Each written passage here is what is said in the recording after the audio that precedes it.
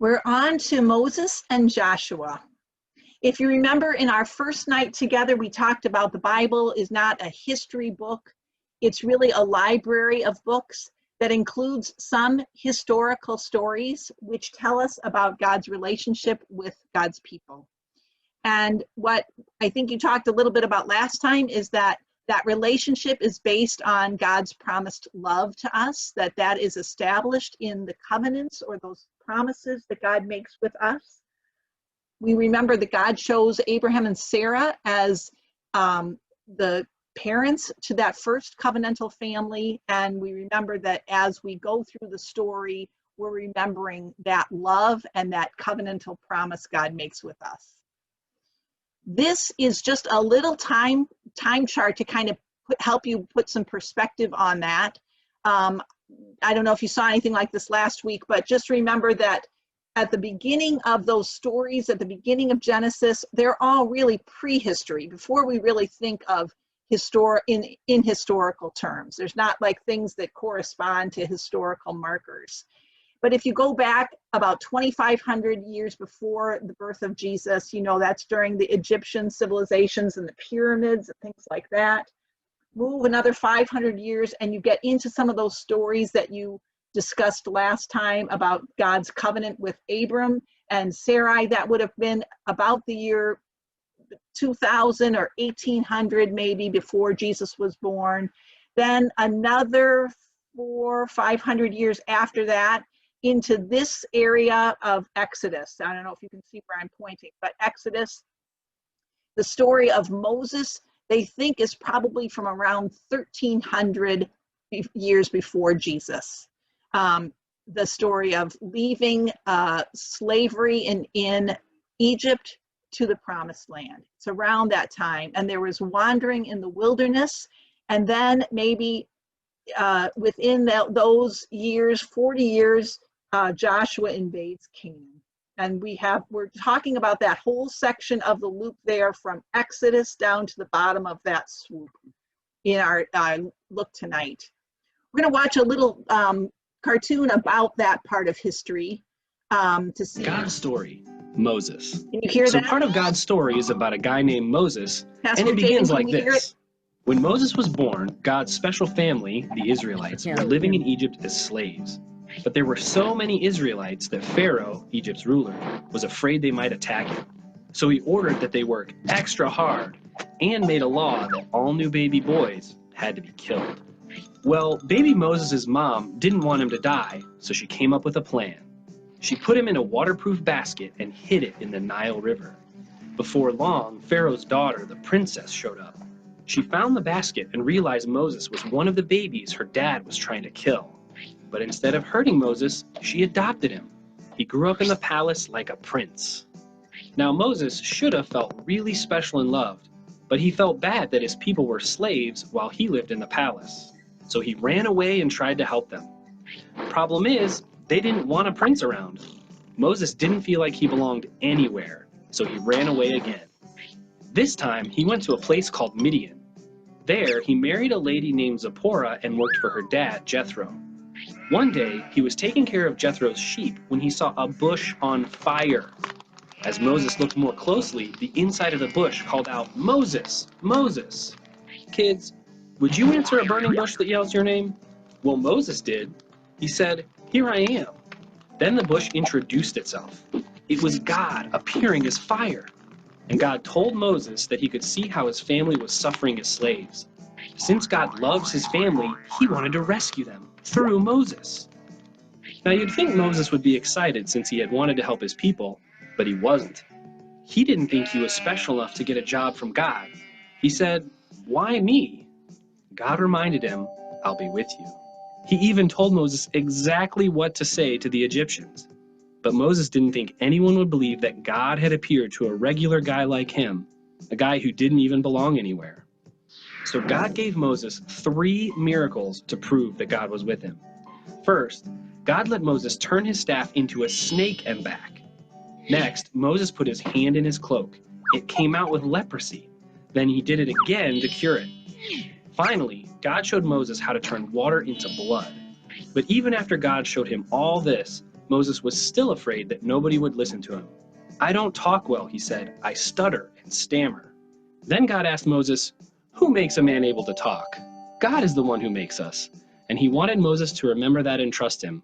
But Moses begged, "Please, send anybody else." Fortunately, God loves us even when we're afraid to trust him and we don't realize how special we are to him. He let Moses bring his brother Aaron along to do the talking. After that, Moses finally realized he belonged in God's family. He didn't have to run away anymore, so he obeyed God and followed him. He took his wife and sons to Egypt to tell the Israelites that God was going to rescue them. The Israelites believed that God was with Moses, and they were so excited to be rescued that they worshiped God right away. And that's the story of Moses. God's story, wilderness. So part of God's story is about how God took care of his family in the wilderness. And it begins like this.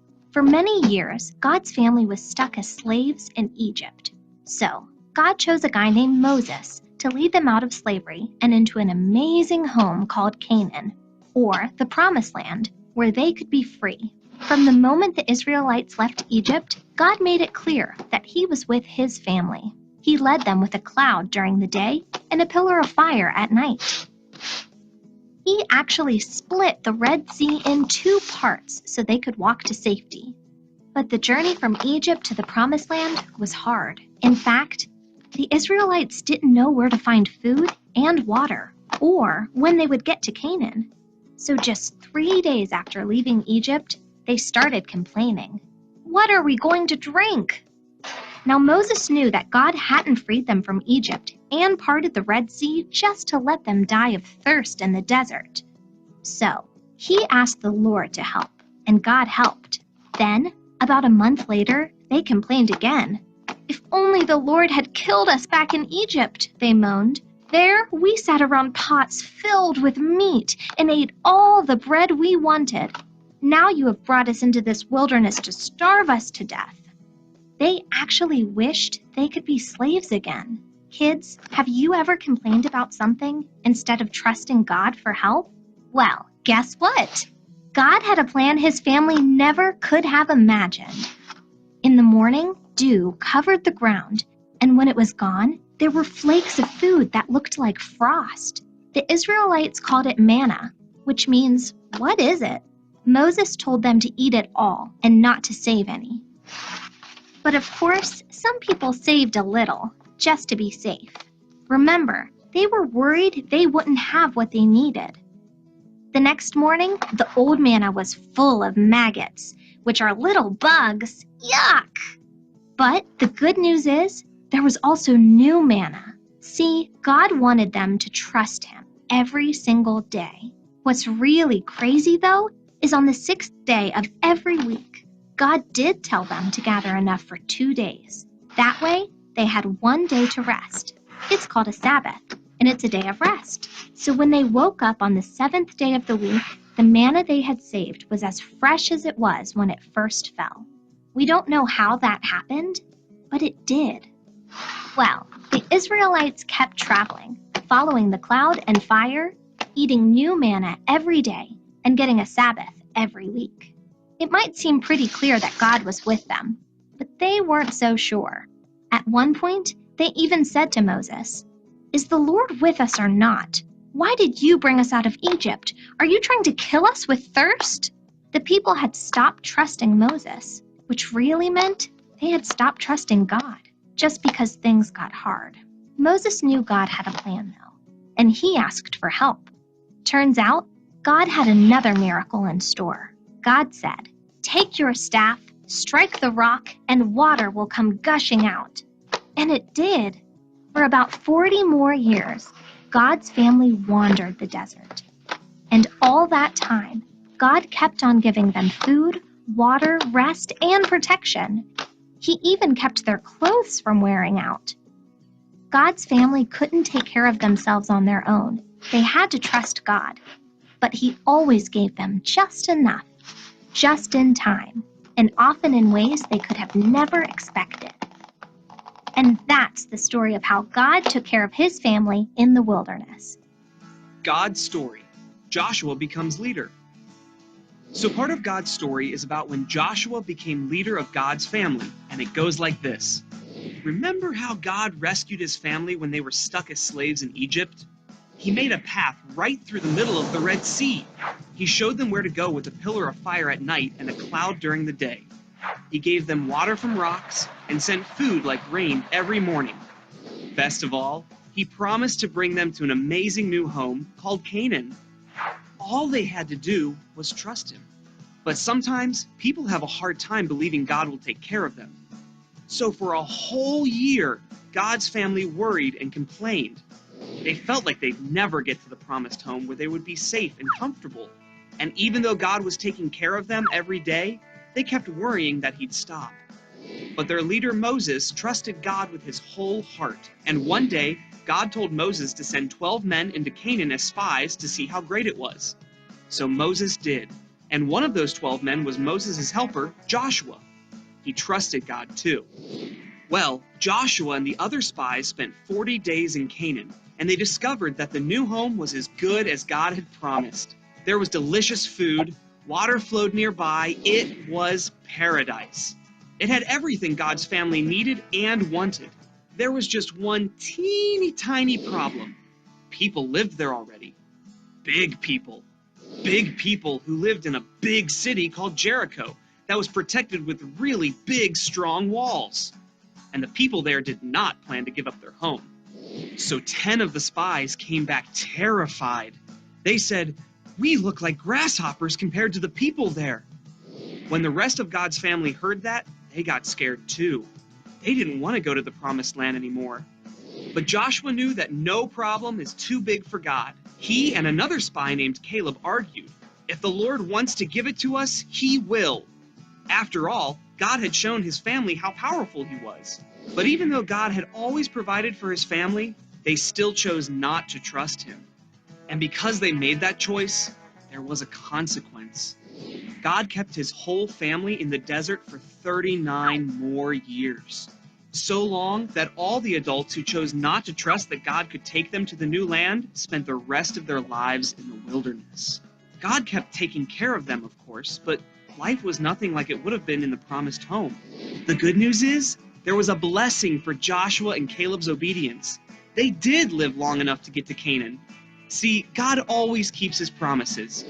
So eventually, he took his family into the promised land, and God chose a new leader to take them there, a guy who would trust him with his whole heart like Moses had. Yep, Joshua. And that's the story of when Joshua became the leader of God's family. God's story. Joshua and the Battle of Jericho. So part of God's story is about a guy named Joshua, and it goes like this. 40 years after God led his family out of Egypt and through the desert, he chose Joshua to lead them to an amazing home he had promised them called Canaan. Now, Canaan wasn't their home yet. Not really. See, people lived there already, in a big city called Jericho. They had heard how God parted the Red Sea and rained down food from heaven for his family. They had heard how God had led his family with a cloud during the day and a pillar of fire at night. And they realized that if God wanted his family to move into Canaan, he would do something remarkable to get them there. So they were ready for an epic fight. In the past, that had really scared God's family. But here's the thing.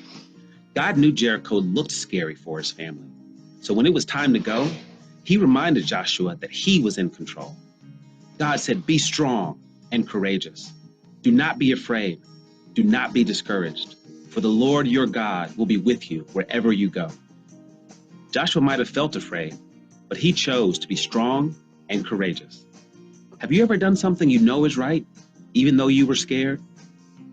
Anyway, for a while, God's family camped out, waiting to go in, wondering how to get through Jericho's walls. Then one night, Joshua looked up and saw a man standing in front of him. He was holding a sword and looked ready for battle, but Joshua didn't recognize him. He asked, "Are you on our side or our enemy's side?" The man said, "Neither. I'm on the Lord's side." At that moment, Joshua realized that it was God appearing as a soldier. He fell on his face and worshiped him. God was definitely with them and would lead the Israelites into Jericho. Well, after that, God told Joshua how to get through Jericho's walls. Here's what he told Joshua to do. March around the city once every day for 6 days. Have 7 priests get trumpets made out of ram's horns and carry them. On the 7th day, march around the city 7 times. The priests should blow the trumpets during the march. When they blow a long blast, all the men should shout. Then the walls will fall. Joshua might have wondered how walking and yelling would make walls fall, but he didn't question God. He trusted God, so he obeyed. And guess what? At the last trumpet blast, the walls fell, just like God said they would. God promised not to leave his family, and he didn't. He helped them get through an impossible wall and move into their new and beautiful home. And through Joshua, God would continue to help his family. In fact, Joshua finally became so sure of God's power that he was able to help others to be strong and courageous, just like God had helped him. And that's the story of Joshua. Thanks. That was a bit longer than we normally would stop to share with you. I wanted us to kind of just review the themes of those stories, the stories of all the way from Moses all the way through Joshua, are these: that God is with us, God calls us to use our gifts, even when we don't feel eager or worthy. God longs for people to be free and safe. God provides for us even when it doesn't seem possible. God's promises are sure. The stories of Moses and Joshua, the people traveling through the wilderness, and the conquest or the moving into Canaan are stories that feel more mythical than historically accurate. And there's a reason for that, that from our perspective, they don't really feel exactly like that's possible. The stories, the way they were just told to you, used a lot of male terminology for God, God he, his. That's not exactly the way we would talk about it today, at least in most of our conversations at Gloria Day. But I think those themes of God providing for us and God using us regardless of our willingness or our confidence in ourselves are themes that really still are very helpful and applicable in our own faith journeys. And I want you to have some time to talk about that in your small groups. So our groups don't have as much time to talk tonight, but use that time, small group leaders, as best you can to kind of go through some of those parts of the history of God's people. Pastor Jamin's going to separate us up into groups,